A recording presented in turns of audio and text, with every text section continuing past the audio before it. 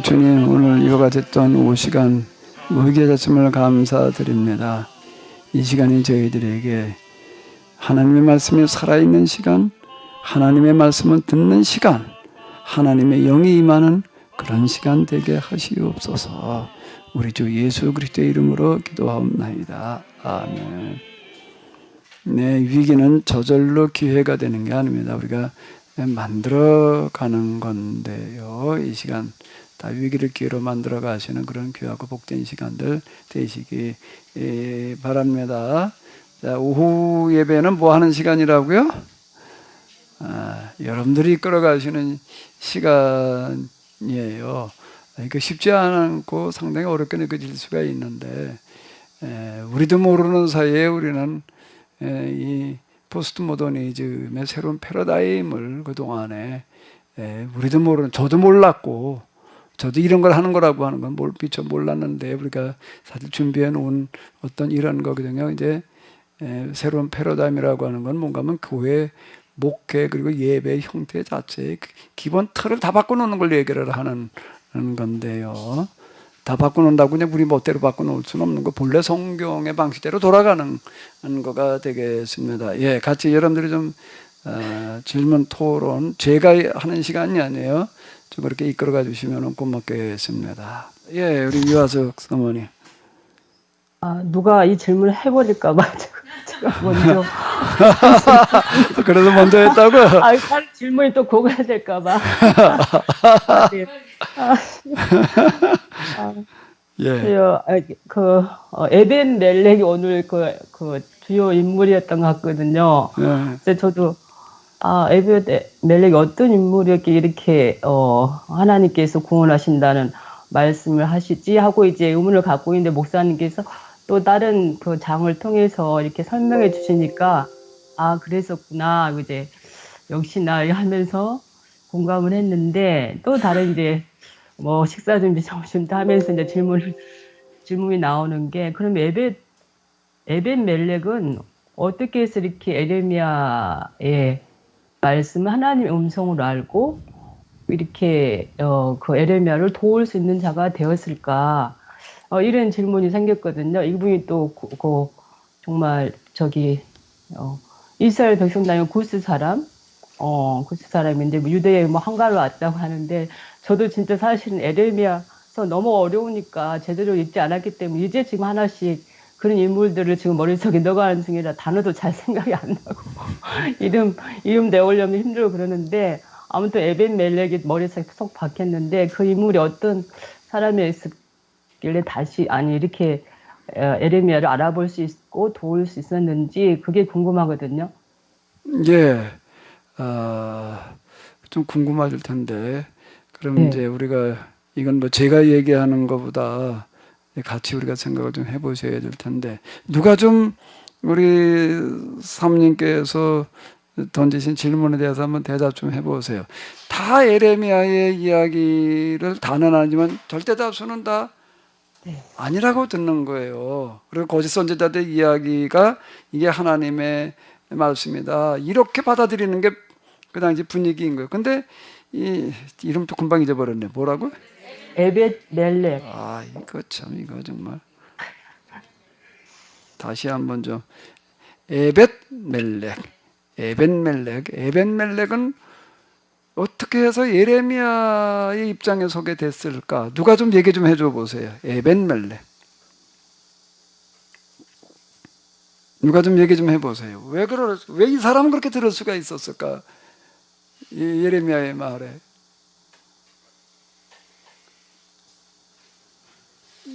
근데 내시가 자발적으로 된 거야, 아니면? 예? 내시가 어떻게 한간이잖아요. 예.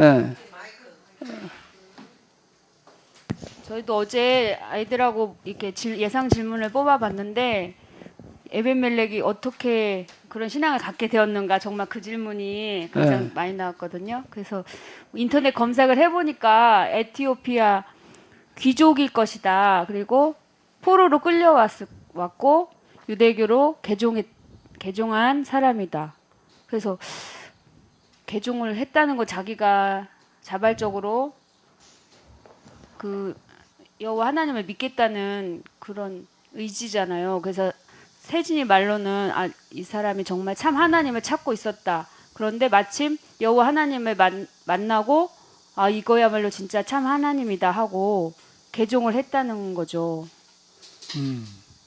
그래서 자발적으로 그렇게 아브라함처럼 참 신을 찾다가 하나님을 만나게 됐고, 그러니까 계약법이 그렇게 해서 들려졌다.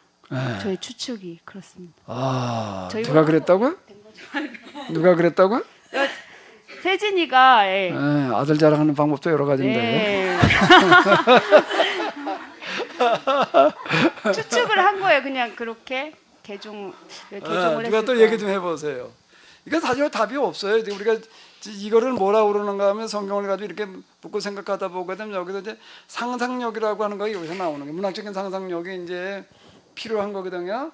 문학적인 상상력을 동원해 가지고서 우리가 이걸 생각해 봐야 되는 거예요. 그거를 뭐라 그러는가 하면 요즘 이제 최근에 그 이제 그 신학이 해석하기에 있어서 문학 비평이라고 그러는 거예요. 문학 비평을 하려고 하는 데는 그 당시 배경적인 이해나 이런 것도 충분히 있으면서 그 나머지 부분에 대해서 문학적인 상상력을 동원을 하는 거예요.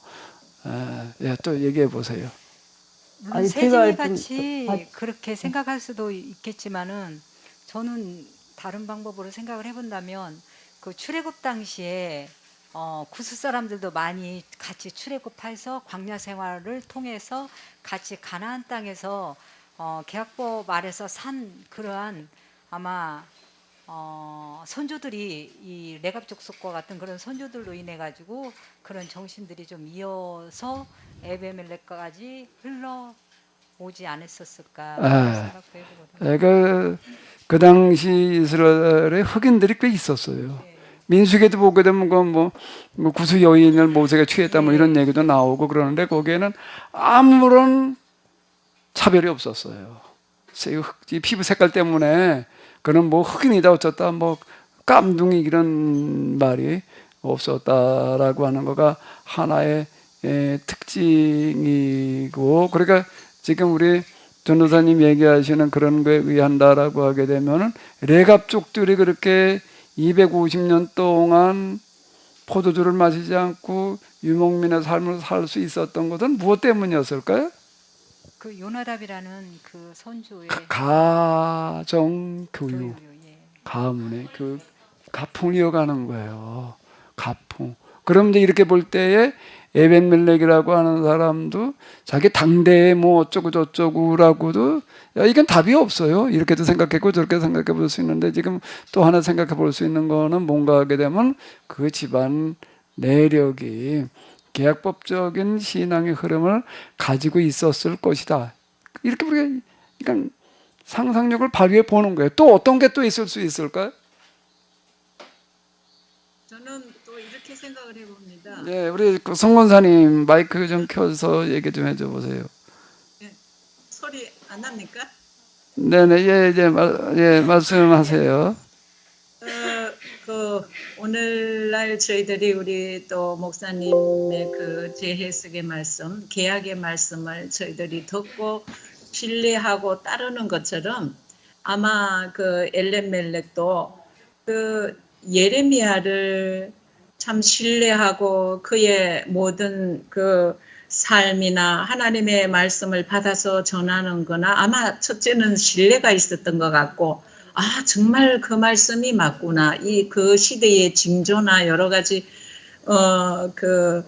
왕들의나 고관들의 하는 모든 그 실태를 파악을 하면서 첫째는 굉장히 예레미야를 아마 신임하고 신뢰를 했기에 나중에 참 예레미야를 살리기 위해서 자기가 자원해서 참 몸을 이렇게 내어주는 그런 과정을 볼 때, 저는 그 전에 이 에베멜렉을 보면서 정말 참 대단한 인물이다 이렇게 느꼈는데, 오늘 또 새삼스럽게 이 말씀을 언급을 해주셔서 역시나 참 그 정신 바탕에는 그래도 그 하나님을 따르려고 하는 그 진정한 정신이 있었기에 예레미야를 신임하고 신뢰할 수 있지 않았는가. 예, 저는 예, 예. 그렇게 아, 생각을 예, 저 했습니다. 상주댁 권사님의 또 고견이었습니다. 또 어떻게 또 볼 수가 있을까? 여러 가지 각도에서 그건 가능한 건데요. 예, 또 우리 성남댁 그리스도사님. 예, 좀 전에 박정화 전도사님께서는 출애굽할 당시에 이제 거기에 같이 출애굽하면서 이스라엘 민족이 아니지만 다른 여러 민족들이 함께 출애굽할 때 같이 나와서 그러한 신앙을 가질 수 있었을 것이다라고 이제 말씀을 하시는 것을 제가 들었는데 저는 이스라엘이 또 이제 가나안 땅에 들어가서 그곳에서 이제 5나라와 7 부족들과 함께 생활하면서 그곳에서 거룩한 문화를 만들어가는 그러한 삶의 모습들을 보고 그곳에 또 생활하고 있었던 사람들이 그러한 문화에 흡수되었지 않았을까. 그래서 거기에서 참 하나님을 만나게 되었고 그러한 신앙을 가짐으로 말미암아 그러한 신앙의 대물림이 되어서 에벤 멜렉과 같은 그러한 신앙인이 있게 되지 않았을까 하는 생각도 해봅니다. 예, 예, 예. 또 이제 다른 각도에서 이제 성남의 각도에도 봐주셨는데 이제 하나는 다 당진 각도에다가 수원, 상주 또 어디 있나 또 그 다음에 우리 고향은 어때요? 그 다음에 고양시가 있어요. 예, 예. 고향에서 또 한번 봐보세요. 고향에서는 어떻게 보일까요? 근데 이제 그 성경에 보면은 에디오피아 사람이라고 그랬거든요. 에디오피아 사람. 그러니까 그 출애굽할 때 나왔다고 하면은 그 사람들 가문이라고 하면 거의 뭐 요얘기는 뭐 거의 1000년 정도 차이가 나는 시기가 되거든요. 출애굽이 한 BC 1500이고 요건 한 뭐 BC 5, 600 되는데 1000년 동안에 그냥 가문이 내려왔으면은 그냥 히브리 유대인이 될 텐데 구스 사람이라고 따로 이렇게 표현한 거 보면 뭐 그 전부터 있었던 가문인 건 아닌 것 같고 어쨌든 간에 환관으로 왔다고 하는 얘기는 이제 그 환관이면은 그 왕이 특별히 이제 특채를 해가지고 그 왕 옆에서 이렇게 계속 여러 가지 정보라든지 이런 것들을 들으면서 지내왔던 사람일 텐데 물론 이제 그 전에부터 유대의 어떤 그런 것들을 알고 있었는지는 모르겠지만 시드기야 왕의 환관으로서 또 이 사람이 특별히 이제 유대에 와서 환관이 됐다고 하는 얘기는 상당히 좀 지식도 많고 아는 것도 많고 여러 가지 여호와의 그 유대인의 그 하나님에 대해서 상당히 관심도 많고 배우기도 많이 했던 것 같아요. 특히 이제 특히 시드기야 옆에 있으면서 온갖 정보들은 다 들어올 거 아니에요. 왕 옆에 있으니까. 예레미야에 대한 여러 가지 얘기들, 예레미야가 이스라엘에 대해서만 얘기한 게 아니고 뭐 온갖 나라들에 대해서도 예언도 하고 또 예레미야뿐만 아니라 그 전에 뭐 여러 아모스라든지 뭐 호세아라든지 뭐 이런 예언가들이 계속 했던 얘기를 이렇게 들어오면서 상당히 그 유대의 하나님에 대해서 관심을 많이 갖고 그걸 이제 알아가는 그런 과정에서 이제 여호와 하나님에 대한 신뢰가 쌓였던 게 아닌가. 말하자면 그 주위에 있는 사람들이 다 적들 아니에요. 자기는 이제 예레미야를 구하려고 하는 입장인데 그 주위에 있는 사람들은 거의 다 적으로 예레미야를 죽이려고 하는 사람들이었었는데 그걸 감수하고 예레미야를 구해야 되겠다.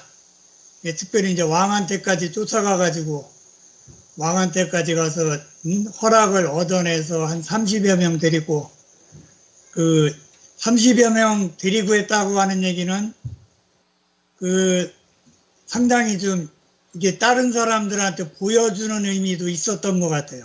이 사람은 너네들이 생각하는 그런 사람들이 아니고 우리가 구해야 되는 사람이다 라고 하는. 잠깐만 전화 좀 받아봐봐.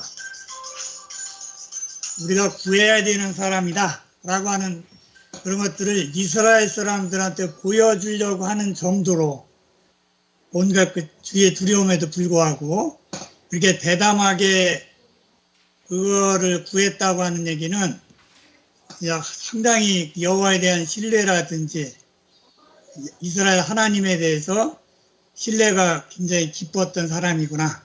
그러니까 결국 하나님께서도 그걸 인정을 해주신 거 아니에요. 예.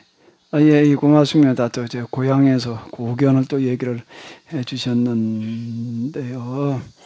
여러분들의 신앙들이 다 고향 되시기 바랍니다. 또 좀 누구 또 하실 말씀 없으신가요? 또 한번 문학적인 상상력을. 예. 또 우리 계약준수 장로님. 예. 저는 이제 그 말씀을 이제 이거 좀 현대어 성경인데요.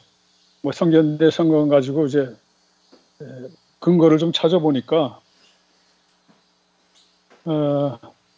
그 8절에 7절에 보면 이제 거기에 에비멜렉에 대한 그 설명이 나옵니다. 위급한 소식을 듣고 왕궁을 떠나 그랬어요. 그럼 현재 지금 이 에레미야가 지금 다른 곳에 그러니까 왕이 지금 다른 곳에 있는 상황에서 지금 에레미야를 지금 그 진흙탕 우물 속 그 진흙탕에다가 지금 샘 밑에 빠뜨려 놓은 그 소식을 들은 거예요. 지금 왕궁에서. 지금 왕은 지금 다른 데가 있어요. 지금 여기 보면 베냐민 왕 성문에서 싸움을 감독하고 있었던 그때예요. 그러니까 밖에서 그 다른 사람의 그 말만 듣고 그 처리한 거죠. 근데 그 소식을 이제 왕궁에서 이제 에레미야가 이제 에벳멜렉이 누구 이제 자기 가까운 부하를 통해서 이 에레미야에 대한 그 여러 가지 그 상황을 이제 아마 계속해서 좀 알아보고 있으라고 이렇게 했었는지도 모르죠. 그러니까 이제 그 소식을 들었다고 한 거 보면 위급한 소식 분명히 그 에레미야가 어떻게 되고 있는지를 어떻게 하고 있는지를 미리 이제 사람을 보냈다는 얘기예요. 그렇지 않고서 이 소식이 위급한 소식이 전해질 리가 없죠. 그렇지 않습니까? 그러니까 이제 그 소식을 듣고 황급하게 이제 왕을 찾아갑니다. 이제 이게 큰일 났구나. 그러니까 찾아가서 구명 운동을 이제 하는 거죠. 뭐라고 구명 운동을 하냐면 보세요. 예언자 에레미야에게 하는 일은 즉히 부당하고 흉악할 따름입니다. 그러니까 여기서 이제 똑바로 좀 보라. 왜냐하면 이 시드기야 왕은 37절 2절에 보면 자신이 허수아비인 줄을 모르고 좀 멍청했다고 그랬어요. 이 환관인 이 사람이 이 자기 왕이 좀 바보스럽다는 얘기죠. 너무나 이게 왔다 갔다 남이 그냥 솔깃한 다른 사람 말만 듣고 간신의 소리만 듣고 왔다 갔다 하는 이런 식의 자기 줏대가 없는 거지. 이제 그런 걸 잘 아니까 이제 이 사람이 이제 그런 가서 간한 거죠. 이 에레미야를 구해야겠구나. 목사님, 제가 우리 계약준 장로님의 또 고견이셨는데 우리 이제 질문을 던지신 우리 사모님의 생각을 좀 한번 또 이제 아. 저 들어보시자고요. 아, 네네. 질문만 많은 던지신 게 생각 안 아니라 했는데. 나름대로 생각도 해보셨을 테니까 예, 얘기해 보세요. 예, 많은 생각을 안 했는데 지금 하신 분들 의견을 들으면서 제가 좀 정리된 부분이 있거든요. 네. 특별히 처음에 진상의 집사님이 말씀하신 거, 이디오피아에서 아니, 거기서 포로로 잡혀왔다는 거에 제가 힌트가 좀 됐어요. 그러니까는 결국은, 에벤멜렉이 에르미야가 하는 것이 계약법 정신과 일치된다는 것이 동의한 거잖아. 근데 이제 그러면은 에벤멜렉이 자기가 포로로 잡혀온 신세기 때문에 또 이방에도 나그네 신세고 포로로 잡힌 그 하비루 신세고 이러다 보니까 계약법 정신에서 말하는 그 에레미야의 말에 전적으로 동의할 수밖에 없었다. 왜냐하면 자기가 그런 밑바닥 삶을 살고 있고 포로로 잡혀온 삶을 살고 있기 때문에 에레미야가 하는 그 계약법 정신을 그대로 수용할 수 있는 그 마음의 준비가 된 사람이지 않을까. 그래서 이렇게 목숨 걸고 구해내는 사람이 아니었을까. 이렇게 동의가 됩니다. 예. 그래 이번 저번 얘기를 들어보니까 그래도 그게 좀 그래도 제일 타당성 있어 보이지 않냐. 라고 생각을 하셨다라고 개인적인, 하는 건데요. 누가 또 지금까지 생각하신 거 이외에 내가 생각하기엔 좀 이런 것 같은데라고 하는 게 있으시면 좀 얘기해 주시면 고맙겠습니다. 네, 없으신가요? 근데 사실 뭐 우리가 뭐 어떻다라고 이렇게 결론 낸다는 건 어려운 거고요. 이렇게 다각도로 되게 생각을 해보는 어떤 이런 건데, 근데 이제 그렇게 계약법 그 계약법대로 생각한다는 게 도대체 뭐냐? 어떻게 계약법대로 생각할 수가 있느냐? 난 계약법에 대해서 들어본 적도 없고 생각해 본 적도 없는데 배워본 적이 있는데 어떻게 계약법대로 생각을 하느냐 이렇게 우리가 질문을 던질 수가 있어요. 그러면 그게 하나님 앞에 변명이 될까 안 될까요? 난 계약법 들어본 적도 없는데 배운 적도 없는데 누가 그렇게 알려주지 않는데 어떻게 그렇게 압니까? 그러면 하나님께서 뭐라고 하실까요? 이건 뭔가 누구든지 조금만 생각이 있으면 어떠는 거예요? 그렇다는 걸 아는 거예요. 조금만 생각이 있으면은 왜 그러면 예배라는 거를 하나님 받으시는 예배가 뭐겠어요? 조금만 생각해 보면 진짜 하나님이라고 한다면은 이 세상에 지을 수 있는 그냥 가장 큰 건물을 지어 놓고 거기에다 이 세상에서 만들 수 있는 가장 비싼 신상을 만들어 놓고 그리고 거기다가 또 이 세상에서 드릴 수 있는 가장 성대한 죄에다 의식을 집행하는 걸 기뻐하신다. 그렇게 생각해도 되나요? 왜 안 돼요? 우리 부평권사님. 마이크를 짚고 얘기를 하셔야 돼요. 왜 그렇게 생각하면 안 돼요? 성경에 보면은 그렇게 성전 짓고 사사기인가 다윗 나오는데 왜 다윗을 멸망을 시키고 왕의 자리에서 내보냈냐면 성전을 짓고 제사를 지냈잖아요. 동물 제사. 그런데 나는 동물 제사를 안 받는다고 했잖아요. 그러면 그거 말이 안 맞죠. 예. 근데 그래서 왜 하나님은 동물 제사 이런 거를 안 받으시겠다고 얘기를 하는 거예요? 생선이나 동물을 태울 때 보면 그 냄새가 지독하잖아요. 네, 그런데 예. 하나님은 향기로우신 하나님이신데 향기로운 냄새를 좋아하지 그 고약한 냄새를 싫어하시잖아요. 제 생각엔 그래요. 미천한 생각으로. 그런데 우리가 조금만 생각을 해보게 되면은 거대한 신전을 지었다는 것 자체가 뭘 말하는 거지요? 자기 나라 돈을 다 끌어들이는 것뿐만 아니라 외국에 가가지고도 다 침략해가지고도 다 약탈에다가 그걸 짓는 거예요. 그러면 진짜 하나님이라면 그런 신전을 좋아할까요? 그건 말이 안 되는 거예요. 우리가 생각을 해보게 되면은요. 그리고 금방 얘기하신 대로 진짜 하나님이시라고 한다면은 그 사람이 어떻게 살았느냐는 걸 묻지 않아. 그냥 짐승이나 잡아가지고 태워도 제사를 드리면은 그걸 기법하신다. 말이 되나 안 되나요? 그건 말이 안 되는 거예요. 그러니까 조금만 생각해 보면 사실 아는 거예요. 조금만 생각해 보면은 진짜 하나님이라면은 과연 그런 걸 기대하고 찾으실까?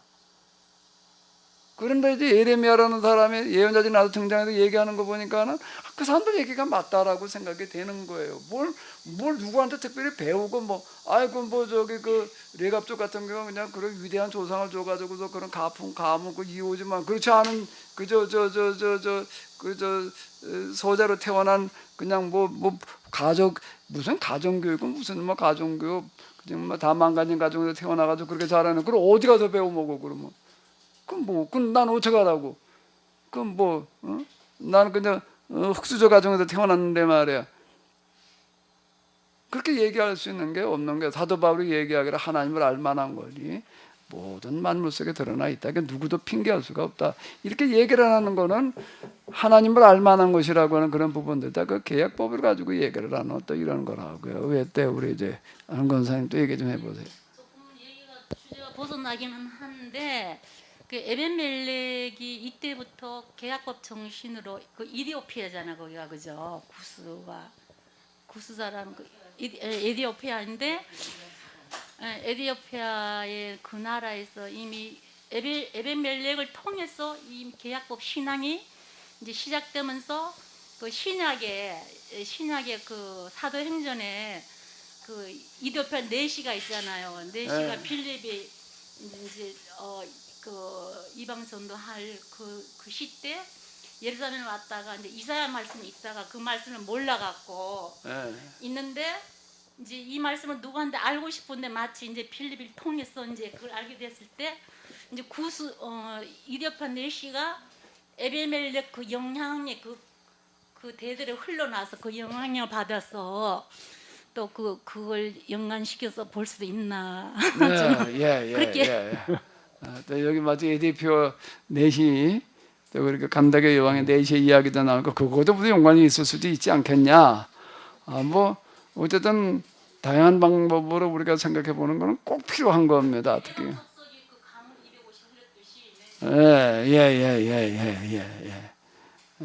특히 이제 구스 사람 얘기가 이제 자주 나오고 뭐 이제 그러는데요.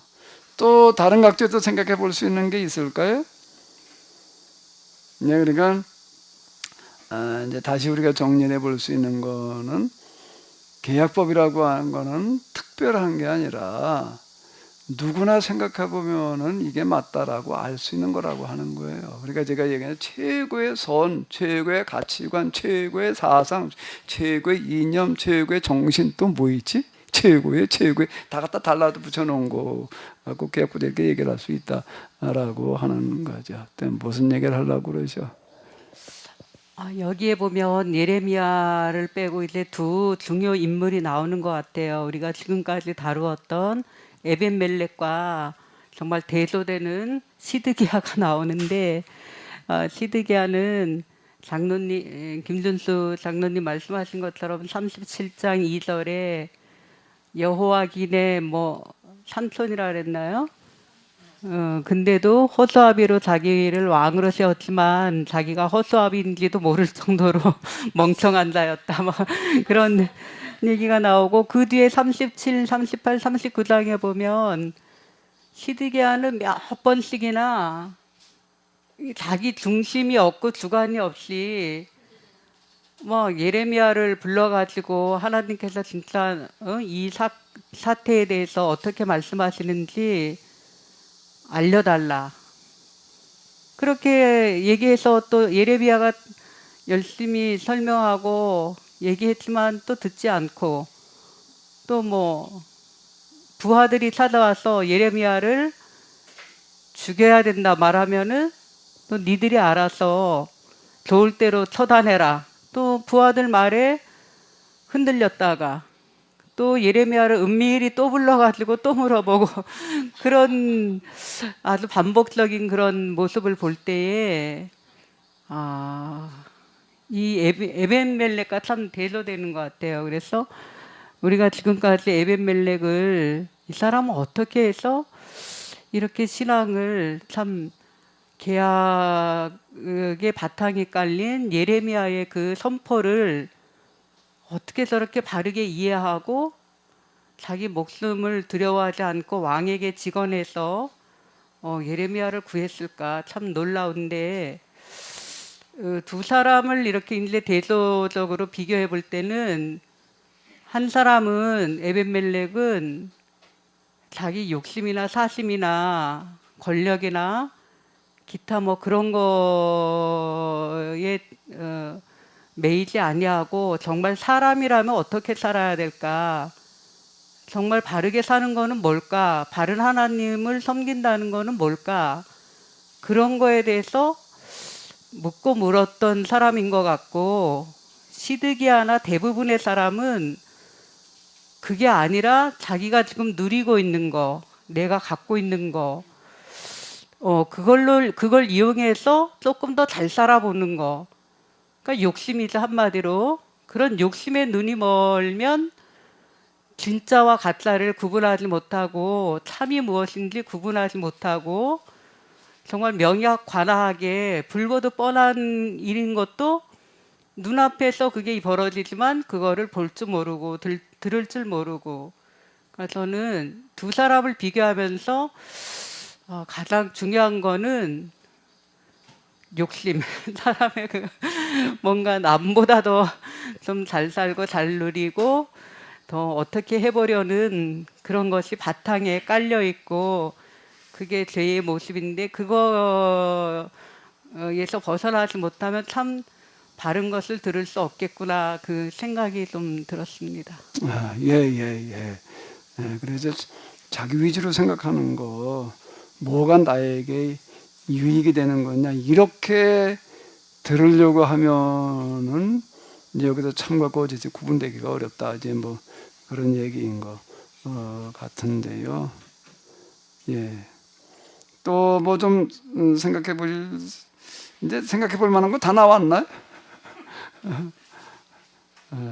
뭐 더 얘기할 거 없으면 또 다른 질문 한번 또 던져보세요. 에벤멜렉에 대해서 뭐 누가 딴 사람 부를까봐 먼저 뭐 얘기를 하셨다고 해요. 질문이 고갈될까봐 얘기를 했다고 그러셨는데, 우리 어제 뭐 애들 데리고 뭐 질문 뭘 해봤다고? 예상 질문을 뽑아봤대. 또 예상 질문 가운데 뭐가 있었어요? 잠시만요. 셀프 카메라 왜 안 되지? 제가 좀 어머, 선사님 제가 먼저 마이크 좀. 하셔요.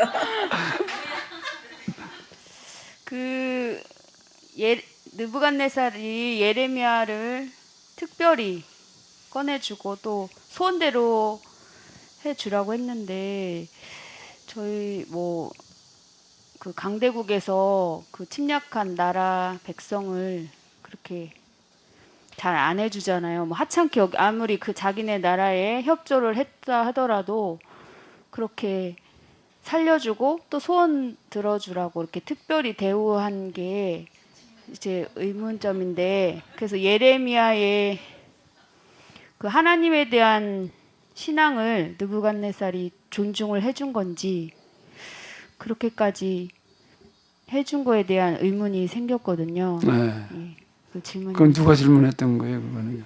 또 이번에 은진이? 그건 모르겠는데 아무튼 저희가 3개를 뽑았는데 그 중에 하나예요. 누가 했는지 모르겠다는 건 자기가 했다는 얘기인 것 같은데. 이제 이번에 또 자기 자랑이에요. 자,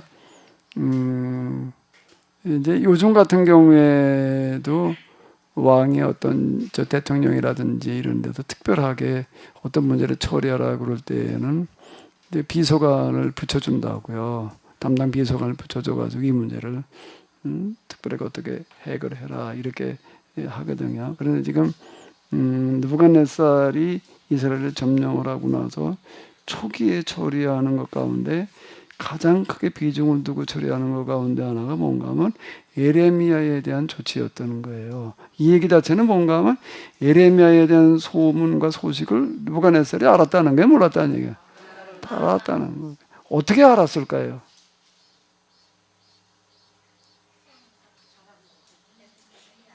왕이라면 당연히 알아요. 왜? 적진에서 일어나고 있는 상황을 그 중에도 당연히 주전파도 있고 주화파도 있을 거 아니에요. 그럼 누가 주전파고 누가 주화파고 상황은 다 이제 당연히 그걸 모르고 어떻게 전쟁을 해요. 근데 덮어놓고 그냥 하다 이제 싸움만 한다고 해서 전쟁이 아니거든요. 당연히 알죠. 그런데 그중에 느헤미야라고 하는 거는 저는 우리 국익에 도움이 되는 사람이다라고 자기 나라에 항복하라고 그러니까 당연히 이제 느헤미야는 그렇게 생각을 하고 조치를 하는 거라고요. 그러니까 이 사람은 이제 특별 보호를 해줘라라고 하는 거를 비서관 중에 하나가 아니라 누구였죠? 이 사람이요? 시위대장. 뭔가 하면 경호실장. 최고의 권력자에게 특별 명령을 내릴 만큼 특별 대우를 해주었다라고 하는 겁니다. 이건 어떻게 이해를 해야지 될까요? 느부갓네살이 이스라엘 하나님에 대한 믿음이 있어서 그럴까요? 그건 아니고 왜 그럴까요? 금방 얘기한 대로 이렇게 생각해 볼 수가 있다. 우리는 어때 이렇게 했으니까. 근데 그것만 가지고 해석이 다를까요? 또 어떻게 보아야 될 부분이 있을 것 같아요, 우리 진상희 집사님. 질문한 사람 입장에서 한번 어떻게 봐야 될까요, 이거를? 이런 느부갓네살의 조치를.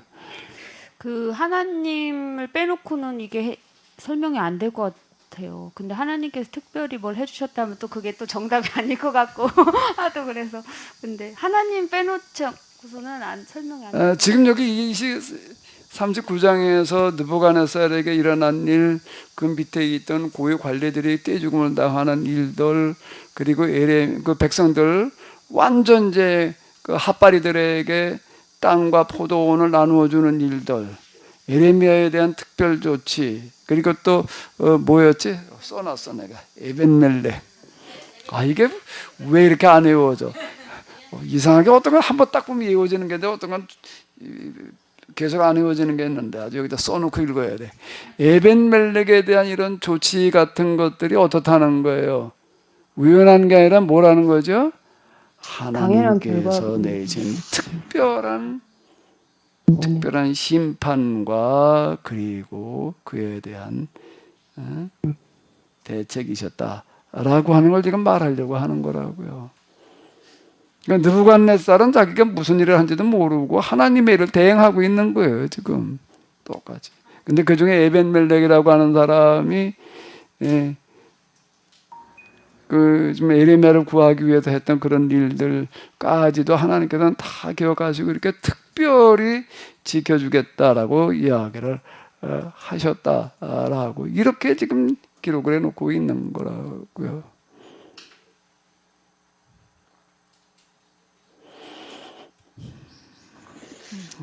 이게 여러분들이 생각하게 해야 돼. 내가 말을 다 해버리고 말았네. 잃어버리고.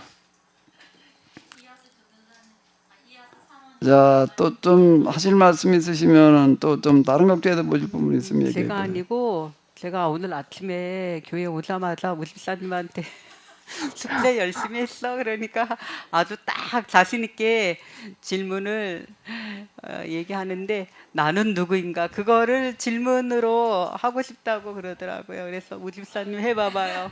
나는 누구인가 그 질문도 멋있습니다. 아니 질문이라기보다는 제가 어제 이제 미리 예레미야서는 좀 읽어봤지만 또 어제 또 저녁 시간에 목사님께서 39장 말씀을 가지고 이제 오늘 주일 설교를 하신다고 해서 39장을 읽으면서 이제 나름 이렇게 생각을 해봤어요. 앞에서 나온 질문들도 생각해봤지만 특별히 이제 오늘 그 누구지 시드기야의 최후에 대해서 오늘 말씀하셨잖아요. 그리고 이제 그 뒤에 예레미야의 특별 거기 거기 하는 일 특별히 이제 저기 해주는 일과 또 이제 에벤멜렉에 대한 이야기가 39장 뒷부분에 조금 이렇게 나오고 있더라고요. 그래서 사실 에벤멜렉의 그 부분에 있어서 그 본문의 말씀을 읽으면서 저는 이 본문의 말씀은 37장이나 38장 그거에 이제 이어서 이제 내용의 흐름을 봤을 때는 연결해서 말씀이 기록되어져야 되는 부분이 아닌가 하는 생각을 잠깐 해봤어요. 근데 이 말씀이 왜 여기에 기록되어 있을까라는 생각을 하면서 그 당시에 예레미야가 말하는 거에 대해서 이제 계약법을 지켜야 된다라고 그 당시에 국제 정세에 대해서 거짓 선지자가 얘기하는 것을 따르는 사람이 있었는가 하면은 또 이제 예레미야의 말을 따르는 사람이 있었는데 그 말을 따랐던 에벤멜렉과 또 이제 그것을 따르지 않았던 시드기야의 최후에 대해서 이제 기록해 놓은 그 본문 말씀을 읽으면서 그럼 오늘날 우리는 이 시대에 살아가면서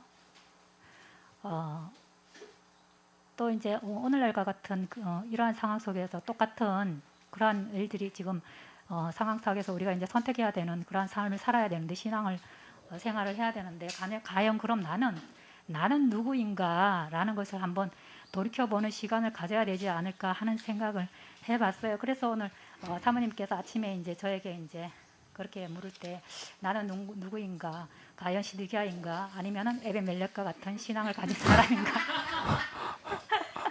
그러니까 누군 것 같아요. 네? 그래서 나는 누구인가는 좋은데 그래도 누군 것 같아요. 에벤멜렉과 같은 신앙을 가지고 그런 신앙생활을 해야 된다라는 것을 물론 생각은 하고 있지만 과연 나의 모습은 얼마나 거기에 미치고 있는가 하는 것들을 이제 생각해 봐야 되지 않을까 하는 생각을 하면서 읽어봤습니다. 에벤멜렉과 갖고 싶기는 한데 우리 또 우리 정명순 권사님 저 마이크 좀 집어보세요. 정명순 권사님은 누구 같아요? 그럼 뭐 이것 누부갓네살 같아요? 그러면요? 아직 그런 것 같지 않고 저는 다른 차원에서 좀 이렇게 나누고 싶은 게 뭐냐 하면 오늘 목사님이 그 하나님의 퍼포먼스, 네. 하나님의 퍼포먼스에 대해서 성경에 보면 여호와의 말씀이니라 하나님이 말씀하셨다 뭐 이런 말씀들이 많이 있잖아요. 그리고 하나님께서 이제 그 어떻게 될 일들에 대해서 그리고 그 상황이 너무도 정말 무서운데 예레미야가 보여주는 퍼포먼스하고는 비교가 안 되는 하나님의 퍼포먼스 그걸 보면서 과연 사람들이 하나님의 말씀이라고 우리가 이제 문자로 이렇게 읽지만 이것이 하나님께서 취하시는 퍼포먼스라고는 감히 바라보지 못하잖아요. 예견도 못하고. 그런데 이제 오늘 목사님 설교 말씀에서 그것이 하나님의 말씀이니라 반복하는 것들이 그것이 하나님의 퍼포먼스라고 설교 시간에 하셨는데 아까 들으면서 좀 충격으로 그것이 다가왔어요. 그렇다면 우리는 오늘 과연 뭐 개혁법을 말하고 뭐 구속사가 어쩌고저쩌고 말은 하지만 과연 정말 진짜 이 자연현상이라든가 지금 다가오는 이런 현상 속에서 이것이 정말 하나님이 말씀하시는 퍼포먼스라고 듣고 반응할 사람들이 아니면 준비하는 사람들이 얼마나 될까. 그리고 우리가 회개 말은 많이 하는데 과연 정말 진짜 무엇이 회개일까. 그리고 우리는 어떤 준비를 그러면 어떻게 해야 되나.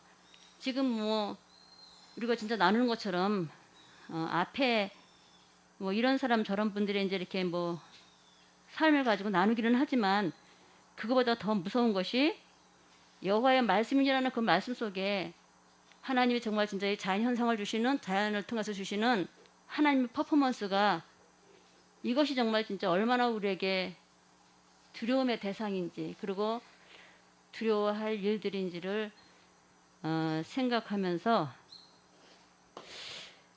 과연 이것이 정말 오늘 이제 뭐 코로나로 이제 이렇게 진짜 고통당하는 게 정말 진짜 어린아이로부터 뭐 경제면 경제 사회 전반에 있어서 정말 이렇게 고통들을 당하고 있는데 이것이 과연 하나님의 말씀에서 오는 퍼포먼스인지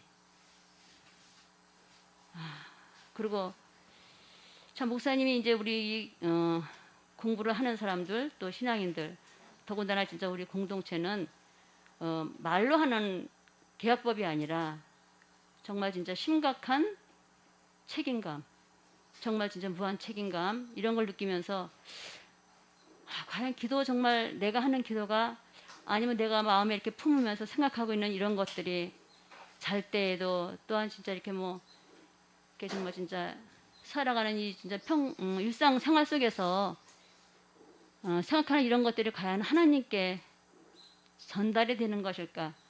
과연 내가 정말 진짜 이게 반응하는 것일까를 생각해 보게 됐습니다. 그리고 사람을 통해서 선지자들을 통해서 예언자를 통해서 주시는 퍼포먼스가 무서운 게 아니라 오늘 목사님 말씀하신 하나님이 주시는 퍼포먼스 이것이 너무 무섭다는 것이요. 우리가 퍼포먼스라는 시각에서 이렇게 보게 되면 특히 아모스가 얘기하는 거는 자연현상 속에서 일어난 것 중에 하나님의 개입이 아닌 게 아무것도 없다 그 얘기거든요. 근데 저한테 제일 크게 다가왔던 건 해가 그냥 뭐 뜨는 거지 그냥 아침에 뜨지 이렇게 생각했던 그게 아니라 오늘 저 태양에 뜨는 게 이게 나를 위해서 하나님께서 이 태양을 뜨게 하시는구나 이렇게 다가오는 거예요. 이게요. 꽃 한 송이를 보더라도 야 이거 참 나를 위해서 이 꽃을 피게 하셨구나. 저기 꽃 봄이 됐으니까 당연히 벚꽃이 피우지 이렇게 생각했던 거가 그게 아니더라. 바닷가에 갔을 때 그 파도가 끊임없이 밀려오는 게 뭐였다고요?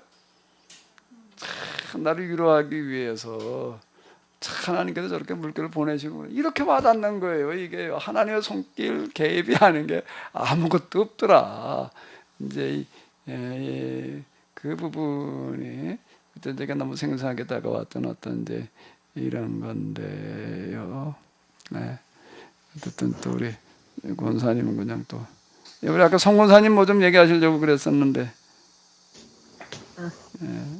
상주댁과 당진댁이 서로 말씀하시려고 그래가지고 지난주도 그렇고 오늘도 말씀이 그러시고 저는 예레미야의 그 시대의 말씀이 목사님을 통해서 주시는 말씀이 오늘 현실을 보면서 너무도 오늘 우리에게 참 이렇게 경고의 말씀을 하시는구나 너무도 참 가슴이 먹먹함을 느끼면서 들었습니다. 그래서 오늘 제가 또 뭐 궁금하기도 하고 말씀을 나누고 싶은 거는 그 우리가 시편 126편에 그 성전에 올라가면서 노래했다 이러면서 눈물을 흘리며 씨를 뿌리는 자는 기쁨으로 거두리로다. 울며 씨를 뿌리러 나가는 자는 반드시 기쁨으로 그 곡식단을 가지고 돌아오리로다. 이 말씀이 저는 참 전에는 뭐 내 기도 제목을 가지고 많이 울기는 했습니다. 그렇지만 오늘 이 시대야말로 참 이런 눈물을 뿌려야 되는데 막상 기도하려고 하면은 전에는 내 문제를 가지고 기도할 때는 그렇게 눈물도 나오더니 그 눈물이 말라가는 제 모습을 보면서 이거를 참 가슴을 치지 않을 수가 없는데 이게 오늘 목사님이 바로 이 계약법을 두고 하시는 말씀이다라고 들었을 때에 그러면 오늘 아까 그 우집사님 나는 누구인가 얘기를 했을 때에 참으로 나는 얼마나 이 하나님의 눈물을 흘리고 있는 자인가 이거를 참 반문해 보지 않을 수가 없습니다. 그렇다면은 나는 그렇게도 외쳐셨던 참 주님의 종을 통해서 말씀하시는 계약법으로 돌아오라고 외치시는 그 하나님의 눈물이 나는 얼마나 지금 울고 있는가. 이 말씀이 너무도 제가 가슴에 다가와서 좀 여기에 대해서 다들 좀 나누고 싶습니다. 예, 감사합니다. 송 권사님 하신 말씀에 대해서 좀 같이 좀 나누고 싶다고 얘기를 하셨는데요. 뭐 좀 나누셔도 되고 곱하면 더 좋고요.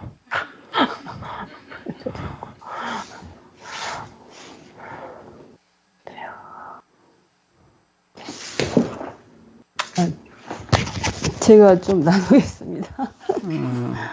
네네. 이제 목사님 이제 계약 공동체 그 실천 사항으로 주신 것들 그 실천 항목들 있잖아요. 이제 계약 공동체에서 하는 것. 이제 저도 몇 가지 주셨지만 나열해서 환경운동 실천 부분들을 매 순간을 갈등하면서 이걸 이제 선택이나 이런 갈등을 하면서 온전히 실천하지 못하는 모습들 보면서 아이고 이것밖에 안 되는구나 하고 이제 지내는 중인데, 특히 뭐 일회용 봉투 같은 거 늘 익숙해 왔기 때문에 그걸 이제 줄이려고는 최대하고 재사용하고 막 일회용 봉지를 그러면서 재사용도 하면서 하지만 그래도 온전치 못한 늘 그 모습 보면서 늘 그 마음이 평안하지 못하고 늘 하나 앞에 죄송한 마음들, 그 결국은 그래서 계약법 실천도 결국 나 이거밖에 못하지 하면서 결국 하나님 은혜로 가능합니까? 이런 고백을 가끔 했다가 또 완벽하게 해야 된다는 게 어디까지인가 또 고민해봤다가 뭐 이런 그런 갈등들이 수없이 왔다 갔다 하면서 하루하루가 지내고 있거든요. 그래서 어느 정도까지 철저하게 완벽하게 목사님 뭐 저기 화장지 휴지를 뭐 한 장 반품씩 떼어서 쓴다고 그런 표현을 하실 때면 나도 좀 2장, 3장 떼었다가 한 장으로 줄이기도 해봤다가 이런 섬세한 부분에서 늘 갈등이 있는 상태에서 지금 생활했지만 아무튼 목사님이 요구하시는 뭐 상황에는 아직도 뭐 많이 못 미치는 그런 모습 발견하면서 여전히 하나 앞에 늘 회개하는 마음뿐이라는 사실을 제가 이제 고백합니다. 예, 지난번 수요일날 어떤 분 간증하시는 거, 어떤 분은 뭐 대부분 고도 이 자연 환경을 위한 어떤 실천 운동을 나름대로 해보려고 한다라고 하면서, 이게 지금 내가 이 정도 한다는 게 뭔 도움이 된다고라는 생각이 들더라 이렇게 얘기하는 분이 있는데요. 하나님께서 보시는 거는 그런 것 같아요. 뭔가 하면은 이걸 이렇게 한번 우리가 좀 생각을 해보시자고요. 양적 가치가 있고, 이건 뭔가 먼저 큰 것 우선이에요. 큰 것 우선인 거고, 큰 거의 가치예요. 그 다음에 또 무슨 가치가 있을까요? 이거는요. 크고 작은 거 따지지 않는 가치는 무슨 가치지요? 질적? 절대 가치. 우리가 마음을 담아가지고 하는 작은 것 하나가 하나님 보시기에는 가장 큰 것일 수 있어요. 그건 절대 가치예요. 그걸 보시겠다는 거예요. 그러니까 예루살렘 굴을 돌아다녀 봐라. 여기서 우리는 하나를 만나면, 아니 한 사람이 아무리 뭘 봐도 저봐야 뭘 얼마나 할 거예요. 에벤멜렉 같은 사람, 이런 사람 얘기를 하는 건, 내가 한 사람을 만나면 내가 그 사람으로 말미암아 내가 예루살렘을 내가 용서하리라 이렇게 얘기하시는 그런 이야기가 이제 이렇게 나오는데, 그건 뭔가 하면 하나님께서 보시는 가치는 그게 큰 거냐 작은 거냐라는 식의 그런 걸 보시는 게 아니라 뭘 보신다는 거예요? 절대 가치를 이렇게 보신다라고 하는 거죠. 그러니까 이건 가장 작은 것일 수 있어요. 가장 작은 것일 수 있다라고 하는 어떤 이런 거를 이렇게 볼 수가 있는 건데, 그러니까 우리는 크고 작은 걸로 자꾸 생각을 하려고 그러는 거거든요. 사실 우리 공동체가 이건 몇십 명이 아무리 쓰레기 분리 뭐 휴지 안 쓰려고 노력을 해봐야 가서 끝까지 무슨 환경을 회복시키는데 무슨 도움이 될 거예요? 예? 그래요, 안 그래요? 절대 양으로 보면 아무것도 아닌 거예요. 그게 수십억 인구 중에서 우리가 뭐 노력 아무리 해봐요. 얼마나. 근데 하나님은 그렇게 보시는 게 아닌 거예요. 우리의 간절한 마음이 담겨져 있는 그걸 보시고 그걸 가장 귀하게 여기신다라는 그런 얘기가 이렇게 되는 거죠. 이거는 뭔가 하게 되면 무슨 큰 거, 크고 작은 걸로 본다라고 해도 이건 뭐라고 얘기를 해야 되나? 뭐 우선이라고 그래야 돼? 이름 갖다 먼저 여러분들이 붙여봐봐요. 절대가치에서는 뭐 우선이라고 그래야 될까? 절대가치 뭐가 우선? 마음이요? 여러 가지를 갖다가 그냥 하나님께서는 뭘로 보시는 거예요? 갖다 집어넣어 봐봐요. 우리는 크고 작은 걸로 자꾸 보려고 그런다고요. 사람이 좀 뭐 많이 모였다 그러면 하나님과 함께 하신 건데 이렇게 보려고 그러기 쉬운 어떤 그런 함정에 자꾸 빠지게 되는 건데요.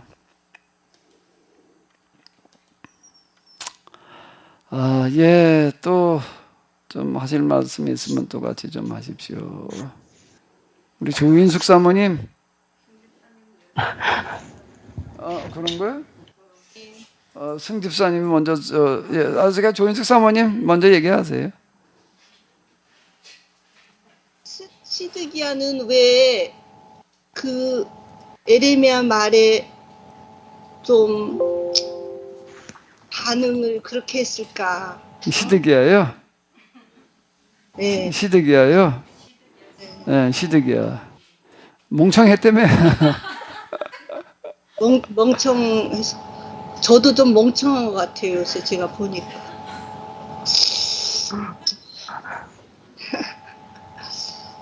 목사님, 저 질문 또 하나 됐나요? 잠깐만, 그 사모님 네. 얘기하신 거 좀, 네. 이제 조인숙 사모님 네, 얘기하신 거 좀 정리가 된 다음에 얘기를 하시자. 이거 관련된 얘기면 이호석 사모님 얘기하시고요. 질문을 어저께 저녁에 이제 이렇게 39장 읽으면서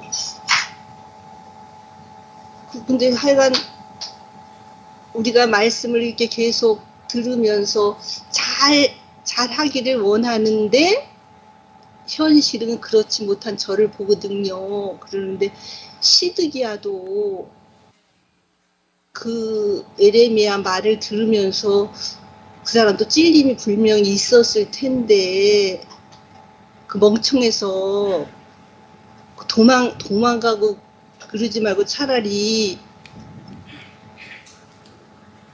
항복하라고 에레미야가 말했던 것처럼 그랬으면 그렇게 비참하지는 않았을 텐데. 하여간 어저께 그 말씀 읽으면서 저도 요새 목사님 그 계약법 듣기는 듣는데 그것이 제 안에서 뼈가 되고 살이 되고 그 진주 목걸이처럼 깨어지지가 않은 상태라서 그러는지 말씀을 들을 때는 이해가 되는 것 같았다가 돌아서고 나면은 아니올시다 아마 이렇고 그래서 보면은 진짜 들었던 말씀 또 듣고 그래서 신명기를 다시 들어야지 내가 이게 좀 정신을 차릴까 막 좀 그래요. 그래서 아까 저기 우금미 집사님 나는 어디에 속하나 그러면 저는 양심상으로 볼 때 그 에레미야를 도와줬던 에벤멜렉처럼 그렇게 하고 싶은데 저 자신이 지금 보면 그렇지 못한 것 같아서 지금 이쪽도 아니고 저쪽도 아니고 지금 저는 지금 되는 것 같아요. 예. 예, 전부 다 똑같은 심정이죠. 다 또 잊어버렸네. 에벤멜렉. 에벤멜렉 같지만 갖고 싶지만 마음으로는 그런데 그와는 너무 거리가 먼 우리 자신은 늘 발견하게 되는데요. 나 근데 또 집어넣고 보자요. 나는 에벤멜렉이야라고 얘기할 수 있는 사람이 또 있을까요? 없어요. 사실 그렇게 얘기할 수 있는 사람은 없다고요.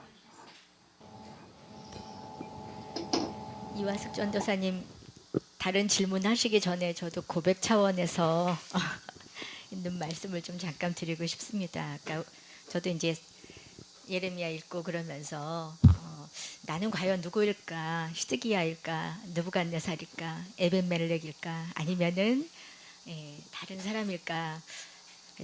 저의 요즘 상태를 보면서 나는 느부갓네살인가 보다. 적의 자녀들을 아주 잔인하게 죽이는 이러한 존재밖에는 되지 않았던 모습 아닐까라고 하는 고백을 할 수밖에 없는데 이제 그런 생각이 들었던 이유는 뭐냐면 아프간 사태를 이렇게 보면서 이제 세계적인 이러한 일들을 위해서 많이 기도를 하잖아요. 기도를 하면서 처음에는 피해가 없게 해주세요. 뭐 많이 이렇게 탈리반 정권이 들어가도 그냥 안정적으로 회복이 될 수 있도록 해주세요라고 하는 것으로 기도를 했는데 나중에 우리나라에 이제 극적인 구출 작전이 이렇게 있을 때에 처음에는 너무 좋았어요. 그 소식이 야 한국에 대한 자긍심도 있었고 그리고 사람들이 일단 구출이 됐다라고 하는 것이 너무 좋았고 근데 여러 가지 몇 개의 장점들을 이렇게 보면서 뒤에 발생되어질 여러 가지의 일들이 펼쳐지는 거예요. 경제적인 문제들, 그 사람들이 우리나라에 왔을 때에 이제 뭐 이슬람 사원이 지어지는 문제들, 법규에 함께 같이 좀 적응하지 못하고 그들의 법규를 지키려고 하는 이러한 여러 가지의 문제들 때문에 새로운 문화 충돌 내지는 어떠한 종교적인 충돌이 굉장히 많이 일어나겠다라고 하는 생각들을 이렇게 갖게 되면서 처음에는 그들의 생명이 구출된 것이 너무 좋았고 막 이랬는데 뒤에 발생되어질 여러 가지의 문제들을 생각하니까 좀 걱정이 되면서 그 처음에 좋았었던 이러한 것들이 조금 반감되어지는 저의 모습을 보게 되는 겁니다. 그래서 뭐 그냥 멍청한 시드기야일 수도 있겠고 나는 어쩌면 사람의 가장 존귀한 것보다 우리나라의 어떠한 유익이라면 유익이고 목적이라면 목적이고 뭐 이런데 그러한 것들을 먼저 생각하고 있는 잔혹한 느부갓네살 같은 존재가 아닐까라고 하는 생각들을 좀 가지면서 저의 속을 이렇게 좀 들여다보는 시간들이었습니다. 예. 또 느부갓네살이 나오셨는데 또요 우리 승집사님. 승집사님.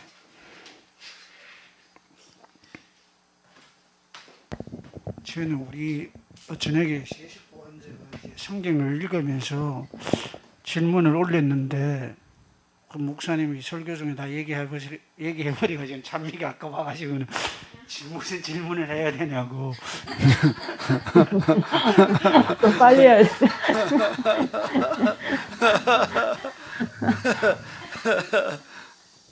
우리 뭐 저녁에부터 이렇게 새 식구들의 약속은 그렇게 이제 수요일마다 우리가 설교의 그런 본문을 가지고 읽으면서 우리 각자의 우리가 질문을 하자는 그런 약속을 하고 왔는데 그게 어떻게 될지는 뭐 잘 모르겠는데 오늘 제가 문득 들은 게 원래는 이제 에레미야를 그 포로로 잡혀가면서 왜 그 에레미야만 살려주고 놀아준다는 그 질문을 하려고 했던 거거든요. 그런데 그런 질문들이 뭐 여러 사람들이 해버리고 근데 또 제가 문득 질문 드린 게 37장에 8장에 보면 그 시드기야 개역 개정에 보면 시드기야 앞에서 에레미야가 죽을까 요다단의 집에 가면 죽을까 두려워하나이다 그런 말씀들이 있잖아요. 근데 실제 내가 뭐 인간적으로 생각해 볼 때는 에레미야가 선지자라면 아니 그런 것들을 죽음의 각오를 가지고 그런 사역을 했을 텐데 어떻게 제가 죽을까 두려워한다고 그런 고백을 했을까 하는 그런 의문이 좀 들었어요. 이제 이 정치적인 그런 암투라고 하는 거는 뭐 어디나 다 있는 거거든요. 정치의 세계라고 하는 거는 그 힘의 논리가 돼가지고 권력은 곧 힘인데, 그러니까 이제 정보망대를 다 가지고 있는 거예요. 왕의 일거수일투족에 대해서 이 사람은 누구와 만나고 있느냐, 만나서 무슨 말을 하느냐, 그건 거기 이제 주로 그 내시들 뭐 궁녀들을 통해 가지고서 이제 다 어떻게 해가지고서 뭐 전달받고 뭐 우리 저 사극이나 이런 데 보면 뭐 그런 얘기들 많잖아요. 그 우리나라만 그런 게 어디나 다 그런 거죠. 지금 이제 시드기야가 에레미야를 이제 독대를 하기는 했는데 아무리 몰래 만나려고 하더라도 틀림없이 이게 이제 새나가리라는 걸 아는 거예요. 그럼 이제 이 에레미야를 보호해주기 위해서 그걸 어떻게 해야 되느냐 이제 그 조치를 지금 이제 이 얘기를 놓는 어떤 이제 그런 부분이라고 보면은 이렇게 될 것 같아요. 독대해가지고서 항복하라고 그랬다, 황홀 권유했다. 그러면 이제 난리가 날 테니까 틀리면 또 에레미야를 죽이려고 나올 테니까. 그렇게 말하지 말아라. 그럼 나 틀리면 죽는다. 이제 이렇게 얘기를 해주는 그런 얘기거든요. 근데 어쨌든 뭐가 어떻게 돼가지고서 오늘은 뭐 무슨 예상 문제를 뽑아봤느니 뭐 뭘 그러셔서 정말 좀 다행인데요. 오늘만 그러지 마시고요. 계속 좀 그래 봐요. 근데 오늘도 그냥 누가 얘기 안 한다 가만히 있자. 가만히도 있으면 이제 다음 주부터 오후예배 자체 당분간 쉬겠다 그러려고 그러고 나왔더니 왜 그런가 하면요. 우리가 이제 새로운 예배 패러다임을 만들어야 돼요. 근데 목사님이 그냥 설교를 잘 좀 얘기하는 거예요. 은혜 받겠다. 그러니까 옛날 얘기예요. 이제는 포스트모더니즘 시대 그런 시대가 아니에요. 이제 여러분들 스스로가 이제 길을 찾아가는 예배여야 되는 거예요. 그러니까 우리는 우리도 모르게 포스트모더니즘 시대의 새로운 패러다임을 준비한 거라고요. 그러니까 이걸 잘 발전시키시면은 여러분 10여 년 이상 다 갈고 닦으셨으니까 여러분들이 이제 포스트모더니즘 시대의 새로운 지금 예배의 모습을 지금 보여주시는 거예요. 이게 실시간으로 나가니까는요 이런 모습들이 굉장히 중요하다라고 하는 걸 꼭 인식하시고 그리고 학습 효과 면에서도요. 미리 오늘 39장을 내가 가지고 생각을 한다고 미리 다 나가니까 이 한번 읽고 생각해보고 와서 듣는 거고 그냥 앉아서 듣는 거고 어때요? 똑같아요? 달라요? 뭐가 다른지 좀 얘기 좀 해봐요.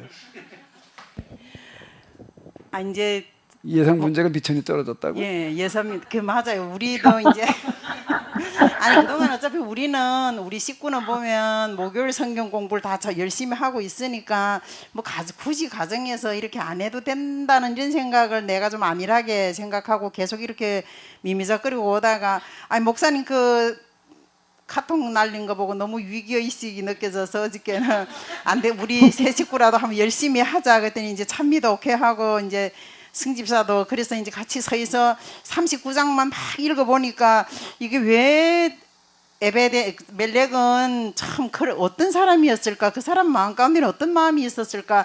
이게 막 찬미도 열띤 말을 하고 막 승집사도 막 열띠게 하고 이러는데 그 오늘 가서 그럼 안 되겠다. 이제 다시 또 37장부터 한번 읽어보자. 읽어가지고 도대체 어떤 사람인가를 좀 알아보자. 그래서 37장부터 40장까지 쭉 읽어가면서 열심히 준비를 했었는데 준비했는데 찬미가 하는 얘기가 엄마 우리 이렇게 준비해가면 분명히 오늘 목사님 설교하시면서 그게 다 나올 건데 우리가 예산 문제를 하면 분명히 목사님 다 하실 것 같아. 그럼 우리 예산이 떨어지죠. 우리 문제가 없잖아. 또 이렇게 그래도 또 듣는 게 또 다르기는 확실히 다르다는 게 그게 좀 더 마음에 더 와닿고 그래서 늘 우리가 좀 더 그 경각성을 높여야 되겠다는 생각을 하고 있습니다. 네.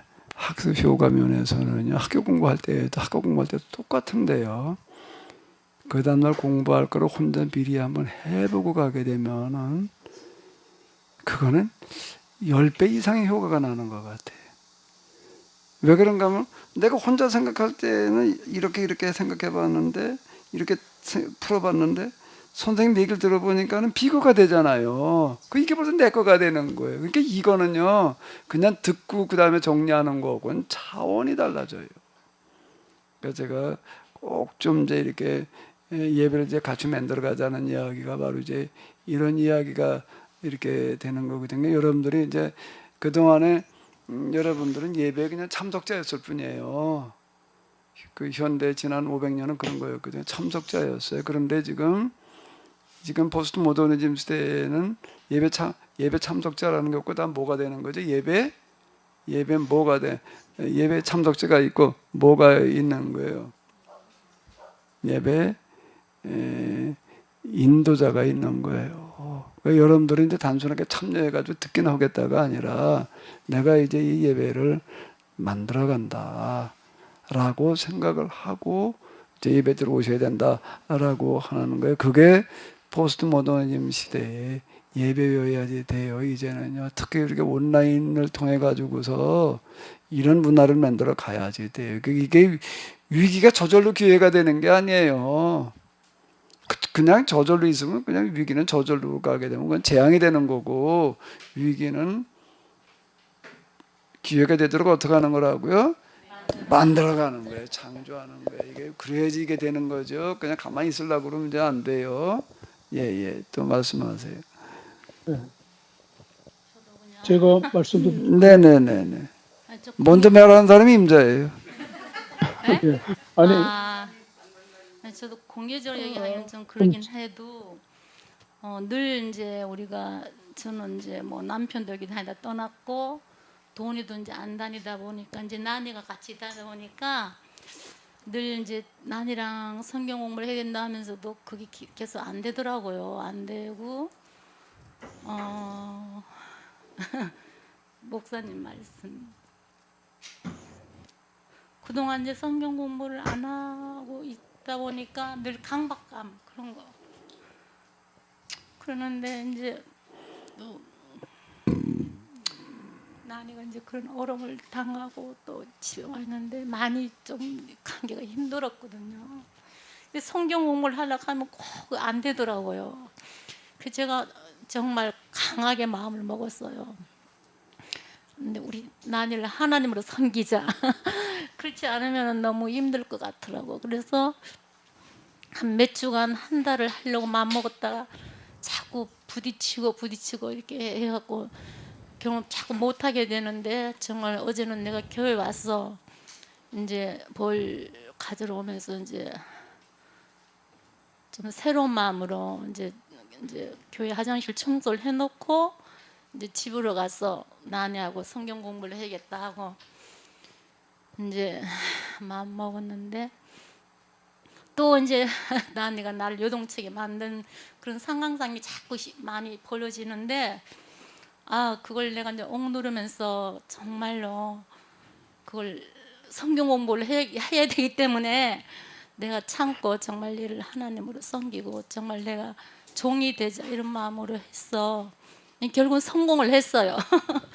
그래서 얘는 일단 또 TV 보고 싶으니까 집 올 거 다 보니까 막 그걸 또 참고 하느라고. 그래서 저도 이제 어제부터 처음 이제 난이랑 창세기부터 이제 성경 공부를 1시간 반을 했는데 하면서 또 난이한테 하고 싶은 말을 하면은 자꾸 부딪히니까 말씀을 나누면서 그 말씀을 나누면서 이제 그 비유를 해서 제가 또 이렇게 성경 공부를 하게 돼 갖고 난이는 어쨌든 간에 뭐 해야 된다는 생각이 있지만은 아직 뭐 적극적으로 이렇게 그런 마음은 없지만은 그래도 성경 공부를 같이 했다는 그 자체가 이제는 시작이 반이라고 했으니까 이제 정말 열심히 가정 성경 공부를 통해서 또 나니가 또 그런 와중에 왜 아빠는 하고 아빠한테는 하자 소리 안 하냐 이렇게 말을 하길래 그럼 네가 좀 더 네가 아빠한테 권유를 해서 하는 방향으로 해보자 이렇게 해서 어쨌든 간에 이제 정말 교회가 해야 될 방향 또 교회 성도들이 가정에서 해야 될 그런 우리 주어진 어떤 책임 그런 가정 성경봉으로 돌아가야 된다는 거 어쨌든 그럼으로 해서 조금 관계가 이렇게 이제 소통할 수 있다는 것이 참 좋은 것 같더라고요. 가정 성경봉을 통해서 그렇게 했습니다. 이렇게 우리 박수 좀 한번 해드리시죠. 지금 어려운 상황을 맡고 계시는데요. 우리 그때 뭐 수요일날 간증한 얘기들도 들으셨잖아요. 그냥 대화는 특히 자녀들하고 이게 굉장히 어렵습니다. 근데 성경을 가지고 얘기를 하다 보게 되면은 자연스럽게 이야기가 될 뿐만 아니라 아주 힘생적인 대화가 되는 거를 이제 우리가 발견하게 되는데 공통적으로 한 얘기들이 있잖아요. 이게 아마 안 권사님 한 번, 두 번 그냥 내가 나다져 섬기자는 자세로 하시다 보게 되면 거기에다 틀림없이 놀라운 기적이 일어날 거예요.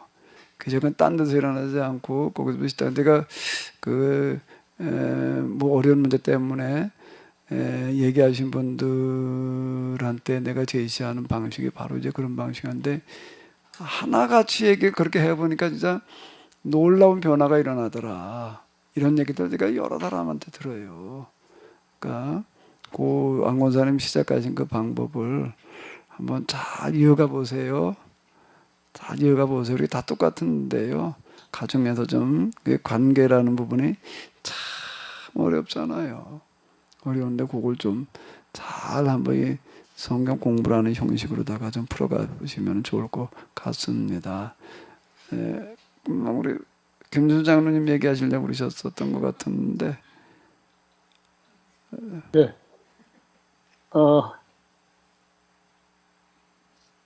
제가 말씀드리고 싶은 것은 지금 이 기독교가 세상 일반 사람들에게 어떻게 비춰지느냐. 제가 며칠 전에도 무신론자였다가 아직 기독교를 이제 접하게 된 초신자를 만났어요. 근데 아직도 몇 년 안 되니까 아직. 그러니까 아직도 그 뭐 예수 뭐 교회는 다니고 있지만 그 기독교의 전반적인 그 느낌을 얘기하는데 말 그대로 이제 너무 강압적이고 권위적이라는 거죠. 이 교회의 어떤 천국 지옥 이걸 내놓고 안 믿으면 지옥 간다. 믿으면 천국 간다. 이런 식의 권위적이고 또 대부분의 모든 목사님들의 설교가 그냥 강압적인 믿지 않으면 뭐 이렇게 받아들이면서 특히 이제 그 부분은 이제 뭘로 이제 그걸 받아들이냐면 뭐 잘 아시다시피 대형교회 목사님들이 사회적으로 목소리가 크잖아요. 그분들이 이제 정치적으로 또 나가서 뭐 이렇게 큰 소리 외치고 하는 걸 보면 어떻게 목사님이신데 저렇게 비상식적인 생각을 가지고 사람들을 선동하고 막 끌어가는 것을 보니까 이건 아니라는 거죠. 그러면서 기독교에 대한 그 아직도 그런데 이제 그걸 잘못했다고 얘기하면 보통 사람들은 그걸 뭐로 그걸 자꾸 말로 말하느냐. 그 잘못된 것은 그냥 넘어가자. 뭐 그걸 왜 지적하느냐. 이런 식으로 회피하고 그런다는 거죠. 이제 그거에 대한 이제 문제를 제가 그래서 대화하면서 참 여러 가지로 많이 말씀을 이제 드린 적이 있는데 오늘도 이제 결국 멸망을 당했어요. 정말 이게 심각한 기독교 역사상뿐만이 아니라 유대교 역사상 가장 심각한 그런 사건입니다, 오늘. 그럼 이 심각한 사건이 과연 하나님의 원하신 일인가? 아니란 말이에요. 하나님은 구원하시기를 위해서 그냥 에레미야를 그냥 보낼 뿐만 아니라 그냥 어떻게든지 이거 살리려고 애를 쓰고 그냥 외치고 이렇게 얘기를 하는 그 하나님을 모르고 그냥 결과만 보고서 뭐 하나님이 그 심판하셨네. 결국 하나님의 책임으로 돌리는 거예요. 여러분, 오늘 심판당한 것은 어떻게 된 겁니까? 심판당한 그 원인이 뭐예요? 우리한테는. 아니 그러니까 심판당한 것은 자업자득이지 하나님이 하신 거 아니에요. 하나님은 법대로 그냥 법이 그렇게 돼 있으니까 하나님도 어떻게 하실 수 없는 거예요. 그건. 우리가 멸망의 길로 가는 거지 하나님이 가라고 하지 않잖아요. 하나님은 개발 계약법으로 가야 산다. 그렇게 외치고 얘기하는 거죠. 근데 이 시드기야는 그렇게 안 하고. 근데 에레미야가 왜 아까 그 느부갓네살 왕이 에레미야를 살려줬습니까? 또 봐줬습니까? 그 37장 15절에 나와요. 에레미야가 호의적으로 생각했던 그 대신들이 대거 9년 전에 잡혀갑니다. 잡혀가서 그 사람들이 시드기야 그 느부갓네살 왕들에게 왕이 물어봤을 거 아니에요. 야, 너희 왕은 왜 이렇게 말을 안 듣냐? 아, 저희 나라에는 에레미야 선지자가 계속 얘기했는데도 불구하고 시드기야 왕이 말을 듣지 않습니다. 괘씸하다고 생각했을 거 아니에요. 그러니까 결국은 느부갓네살 왕이 이거 안 되겠구나. 이렇게 선지자가 얘기하는데도 불구하고 말을 듣지 않는다? 이건 죽여야 되겠다. 이렇게 생각하는 수밖에 없는 거 아닙니까? 자업자득이죠. 그러니까 어떻게 보면 우리 기독교 우리가 하나님을 잘 모르고 있어요. 하나님은 그냥 엄한 하나님, 그냥 뭐 벌을 내리시고 뭐 심판하고 아니잖아요. 정말 하나님 어떻게든지 그냥 살리려고. 좀 요나서를 보면 보세요. 우리 이스라엘 백성들 말 안 들었어요. 그러나 어떠세요? 저 아수르 요나를 보내가지고 가서 선포하니까 다 회개했잖아요. 그러니까 정말 기특하니까 예수님께서 오셔서 계속 이스라엘에게 뭐라고 합니까? 요나의 그 기적을 봐라. 그 멸망당한 상황을 그 요나가 막았다 이거죠. 그게 기적이다 이거예요. 이렇게 얘기하실 때까지 요나의 이거 요나서와 대비되는 말씀이라고 느껴져요. 저는 에레미야서를 보면서 참 요나서가 또 있는 것이 요나서는 이제 BC 740년 그러니까 멸망당하기 전이죠. 한 100년 전까지는 아니지만 그 요나서에 나온 그 아수르가 어쨌든 심판을 면하고 그 참 그런 경우도 있었고 그런데 그걸 이미 그 100년 전에 그 사건이 있는데도 불구하고 이스라엘이 그를 듣지 않았다. 이거 대비적인 그런 사건 아니겠습니까? 네. 그런 걸 보면 참 기가 막힌 얘기인데 아직도 우리 하나님을 잘 모르더라고요. 지금 이 구속사로 보면은 하나님이 그런 줄 몰라요. 계약은 대등한 겁니다. 대등. 하나님과 우리가 대등한 입장에서 계약을 맺은 거 아니겠어요? 대등한 이게 대단한 얘기죠.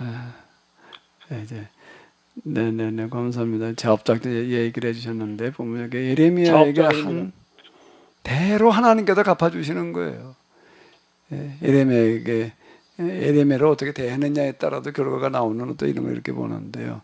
오늘 또 이렇게 그냥 저 오랜만에도 먼 데서 오신 우리 한 권사님 한 말씀 좀 하셔야죠. 한 권사님 한 말씀 좀 하세요. 오랜만에 그냥 뵙는데요.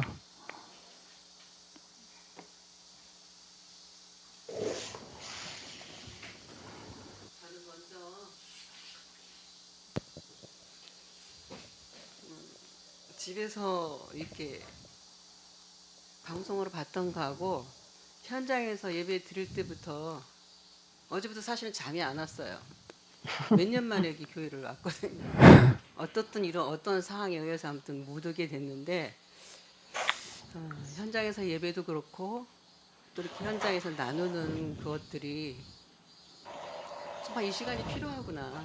이 시간이 필요한데 그렇지 못한 좀 현실이 너무 안타깝고 저도 그냥 듣는다고 열심히 듣고 여기까지 와서 또 시대적으로 보면 정말 이 코로나로 인해서 뭔가가 다 막혀 있는 이 상태에서 이 말씀마저 없었다면 어떻게 살았을까 하는 그런 정말 감사하기도 하고 또 다행이기도 하고요. 예. 늘 그렇게 이제 우리 함께 나누고 있거든요. 그런 부분들에 대해서. 예. 근데 이제 늘 우리가 계약법을 모르고 있다가 이제 계약법을 얘기해 주신 이후로는 사실은 너무 어려워지긴 어려워졌어요. 그냥 알았던 그 구속사적인 신앙생활에서 계약서로 넘어가면서 이제 말씀을 날마다 들으니까 아는 것 같지만 삶 속으로 들어가면 우리가 들었다고 아는 것도 아니고 행해지는 것도 아니어서 그 괴리감이 굉장히 많이 힘들어요. 그런 부분이요. 그래서 과연 우리는 이런 말씀을 듣는다고 나는 그 가운데 있는 건가? 그리고 그렇다고 이걸 계약서를 그냥 거부하고 안 들을 수도 없는 거고 부담스럽지만 들어야 되고 또 여기에 대한 책임감이 너무 많이 이제 느껴지는 시간들이죠. 그래서 시대가 이럴수록 이 말씀인데 또 안타까운 것 중에 하나가 이제 저만 듣고 있다는 생각이 들잖아요. 그래서 주변에 사람들과 좀 나누고 싶어도 어느 정도 들으려 했다가 시간이 가면 굉장히 뒤돌아서는 그런 모습이 보여지거든요. 왜냐하면 이 긴 장황한 거를 목사님의 엄청난 이 기나긴 긴 그 계약사의 그런 얘기들을 나누려면은 단시간에는 어렵지만 그래도 인간 뭔가 좀 나눠야 될 것 같아서 시간을 가지려 해도 신앙생활 잘한다고 하는 그 측근들이 오히려 이거를 들으려 하지 않아요. 그래서 마음이 굉장히 힘들고 이걸 어떻게 해야 될까? 근데 그러면 이 소수의 사람들만 모여 있는 우리 계약 공동체 한 대충 보니까 한 200명 정도는 좀 되는 것 같은 느낌이 들더라고요. 공동체가 이제 들어와 있는 사람 말고 주변에까지 이렇게 보면은 제 생각에 그거든요. 그런데 이렇게 이 말씀이 알아야 되고 또 듣고 깨달아야 되는데 우리가 지금 듣는다고 다 알지 못하지만은 좀 더 범위가 넓어져서 들을 수 있는 사람들이 많아졌으면 좋겠다는 이제 바람이에요. 바람이고 또 집안에도 뭐 그 목회하는 그런 상황에 있으니까 이거를 참 나누기 참 어려워요. 근데요. 어렵고 이렇게 그냥 이렇게만 우리만 알고 있어야 될까? 좀 더 이렇게 지도자들이 좀 이제 저는 그런 생각들이 좀 많이 들어요. 내가 측근이 그런 사람들이 있어서 그런지. 그래서 함께 이걸 알아서 하나님 나라라는 게 진짜 옛날에 막연하게 그냥 우리가 잘 살다가 가면 천국 가는 그런 걸 알았다가 이제 계약법이라는 게 과연 우리가 맨날 계약법을 얘기하지만 계약법을 다 아는지 또 잘 살아내는지 저에게 물어보는 물음이에요. 그게. 예. 고맙습니다. 주일날도 그렇고 남편하고 두 분이서 그냥 아주 열심히 이제 보시는 걸 제가 볼 수가 있었는데요. 어쨌든 좀 계약에 대해서 또 잘 눈뜨시고 좋은 결실이 맺혀지시기를 바랍니다. 이제 시간이 다 돼서 이제 그만해야 될 것 같은데요. 오늘 어쨌든 이렇게 좀 뭐 적극적으로 참여해 주셔서 너무 감사드리고요. 계속 이렇게 하세요. 네. 네, 기대하겠습니다. 나 오늘도 지난주 같으면 다음 주부터 오후 예배 없다고 그러려고 그냥 내가 당분간 안 한다고 그러려고 그랬더니 그냥 그래서 정권사님 오셨는가 봐. 그 말할까 봐. 네, 그래요. 오늘 또 이렇게 적극적으로 참여해 주셔서 너무 감사드리고요. 한 주일 동안 여러분들의 삶에 에벤멜렉에게 함께 하셨던 하나님께서 여러분들이 계약법대로 살아가려고 하는 금방 우리 한권사님 계약법대로 하려고 하는 거가 사실 거룩한 부담이에요. 믿기만 하면 된다 그러던 거를 이걸 계약법도 실천해야 된다는 게 굉장히 부담이죠. 근데 그 작은 실천을 하나님께서는 절대 작게 보지 아니하시고 무슨 가치라고요? 절대 가치. 절대 가치. 이건 크기 가치를 가지고 얘기하시는 그런 게 아니거든요. 여러분들이 하는 작은 거를 절대 가치라는 건 가장 큰 가치예요. 가장 큰 가치로 보시고 함께 하시며 복을 내려주실 줄로 믿습니다. 다 그런 한 주일 되시기 바랍니다. 우리 다 같이 우리 통성으로 우리 다 에벤멜렉 같게 하여 주시옵소서. 오늘의 에벤멜렉, 오늘의 예갑 쪽이 되게 하여 주시옵소서. 우리 통성으로 잠시 기도한 다음에 우리 이정호 장로님 마무리 기도를 해주시면 고맙겠습니다. 잠시 우리 통성으로 기도하도록 하겠습니다. 아버지 하나님, 오늘 저희들이 이와 같이 귀한 시간 허락하시면 감사드립니다. 아버지 하나님이여 저희들 모두에게 은혜를 베풀어 주시어서 정말로 하나님 말씀에 살아있는 그와 같은 한 주간 되게 하여 주시옵소서. 오늘의 에벤멜렉이 되게 하여 주시옵소서. 오늘의 삼손이 되게 하여 주시옵소서. 오늘의 예레미야가 되게 하여 주시옵소서. 오 아버지 하나님, 우리의 잘못된 신앙을, 잘못된 성경 이해를 벗어버리고 세워질 수 있도록 은혜 베푸시며 인도하여 주시옵소서. 오 주님께서 크신 은혜를 베푸시고 내려 주시옵소서.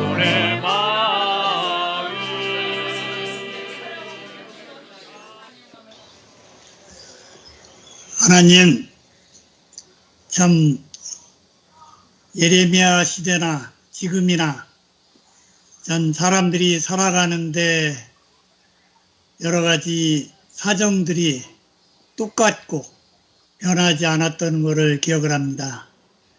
참 옛날이나 지금이나 하나님을 믿는다고 하면서 정말 저희가 정말로 하나님을 믿고 있는지 정말 저희가 늘 기억하고 정말 저희가 하나님께서 주신 계약법대로 이 세상의 여러 가지 일들을 판단하고 그것이 정의롭고 하나님 편에서 가치가 있는 그런 일이 있을 때 저희가 에벤멜렉과 같이 용감하게 참 하나님의 일을 위해서 뛰어들 수 있는 그런 용기가 있는 사람인지 여러 가지 생각해보는 이 시간이 되었습니다.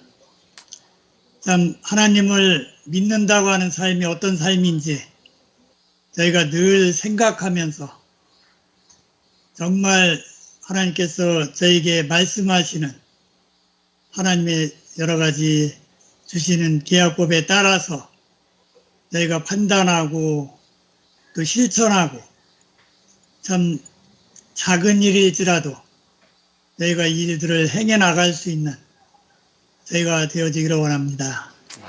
하나님께서 저에게 힘을 주시고 또 이 일들을 올바르게 판단할 수 있는 지혜로움을 하나님께서 늘 주셔서 참으로 여러 가지 정치적으로나 또 환경적으로 참 질병 때문에 팬데믹 현상까지 오는 이 어려운 시기에 저희가 하나님의 말씀을 중심에 두고 정말 저희가 처신을 잘 해서 이 시기를 지혜롭게 잘 넘길 수 있도록 하나님 인도하여 주시옵소서. 저희가 판단하기 참 힘든 일이 있을지라도 저희가 용감하게 하나님 편에 설 수 있는 저희가 되어지기를 하나님께서 저에게 힘을 주시기를 간절히 바라고 원하오며 이 시간을 주님께 감사드리고 한 주일 동안도 하나님께서 정말 저희가 있는 이 위치에서 어떻게 사는 것이 하나님을 믿는 삶인지 저희가 고민하면서 살 수 있는 한 주간이 되게 하여 주시옵소서. 아멘. 교회 여러 가지로 참 질병 가운데 아픈 가운데 있는 사람들이 많이 있습니다. 하나님께서 각자의 사정을 잘 아시오니 정말 최선의 치료 방법들을 잘 찾아서 속히 건강함을 회복하고 나을 수 있도록 하나님 인도하여 주시옵소서. 아멘. 모든 것들을 하나님께 의뢰하옵고 예수님의 이름으로 기도했습니다. 아멘. 네, 감사합니다. 다 복된 한 주간 되시기 바랍니다. 네, 수고들 많으셨어요. 우리